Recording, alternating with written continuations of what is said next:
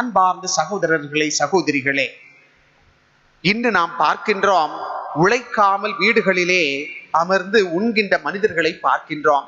நாம் உணவு உண்பதற்கு முன்பதாக அந்த உணவுக்கு முன் அமர்ந்து அந்த உணவை உண்பதற்கு எனக்கு தகுதி இருக்கிறதா என்று சோதித்து அறிய வேண்டும். உழைத்தால்தான் நமக்கு அந்த உண்பதற்கான உரிமை இருக்கிறது. இன்றைய விழாவும் அதைத்தான் நமக்கு எடுத்துச் சொல்லுகின்றது. அன்பார்ந்த சகோதரர்களே, சகோதரிகளே, உலகெங்கும் எத்தனையோ பேர் உழைத்துக் கொண்டிருப்பதால் தான் இன்று நீங்களும் நானும் வாழ்ந்து கொண்டிருக்கிறோம். நாம் உண்கின்ற உணவு, நாம் உடுத்துகின்ற உடை, நம்முடைய நல்வாழ்வு, நாம் வாழுகின்ற வீடு அனைத்துமே பிறருடைய உழைப்பால் உருவானவை. பிறருடைய உழைப்பினால் நீங்களும் நானும் வாழ்ந்து கொண்டிருக்கிறோம். எப்பொழுது மனித இனம் உழைப்பதை நிறுத்துகின்றதோ அந்த நிமிடமே மனித இனம் அழிந்துவிடும் என்பது உண்மையும் கூட. ஆக உழைக்கின்ற மனிதர்களாக நாம் அனைவரும் மாற வேண்டும்.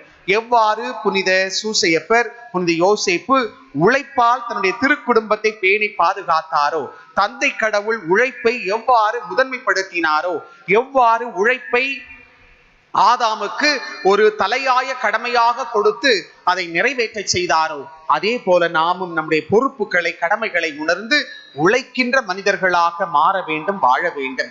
இன்றைய சமுதாயத்திலே உடல் உழைப்புக்கு மரியாதை இல்லாத ஒரு நிலையை நாம் பார்க்கின்றோம். அறிவுக்கும் சிந்தனைக்கும் எட்டிய ஒரு விதமான அந்த ஒரு போக்கு இன்றும் நம்மிடையே காணப்படுகின்றது. அறிவு சார்ந்த வேலைகளுக்கு அதிகமான கூலி, உடல் சார்ந்த உழைப்புக்கு குறைவான கூலியை கொடுக்கின்ற உலகம் இது. ஆனால் தந்தை கடவுள் உடல் உழைப்பை மேன்மைப்படுத்தினார். உடல் உழைப்பால் தான் இந்த உலகம் உயரும் என்பதை இன்றைய விழாவழியாக ஆண்டவர் நமக்கு எடுத்து சொல்லுகின்றார். உலகெங்கும் உழைக்கின்ற அனைத்து உழைக்கும் வர்க்கத்திற்காக இந்த நாளிலே நாம் சிறப்பாக ஜெபிப்போம். நம்முடைய குடும்பங்களிலே கடினப்பட்டு உழைக்கின்ற நம்முடைய பெற்றோருக்காக சிறப்பாக, நம்முடைய பிள்ளைகளுக்காக சிறப்பாக நாம் மன்றாடுவோம். உழைப்பை நாம் போற்றுவோம், உழைப்பால் உயர்வோம். சோம்பேறித்தனத்தாலும் வீண் வார்த்தைகளாலும் நம்முடைய வாழ்க்கையை ஓட்டிக்கொள்ளாமல் உழைப்பால் உயர நாம் அனைவரும் முயற்சி எடுப்போம்.